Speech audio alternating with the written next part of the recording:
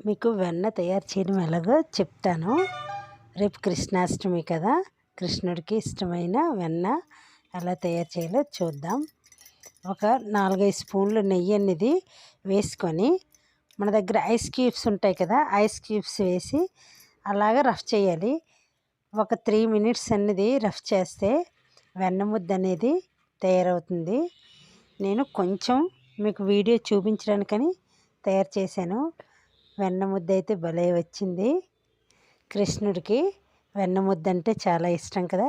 ఇది నైవేద్యంగా పెడితే దేవుడి అనుగ్రహం అనేది మన పైన ఉంటుంది. చాలా స్మూత్గా ఉంది. ఎంత బాగా వచ్చిందంటే అంత బాగుంది. టేస్ట్ కూడా చూశాను, చాలా బాగుంది. రేపు మీరు కూడా అందరూ ఇలాగా వెన్న ముద్ద తయారు చేసి కృష్ణుడికి నైవేద్యం పెట్టండి.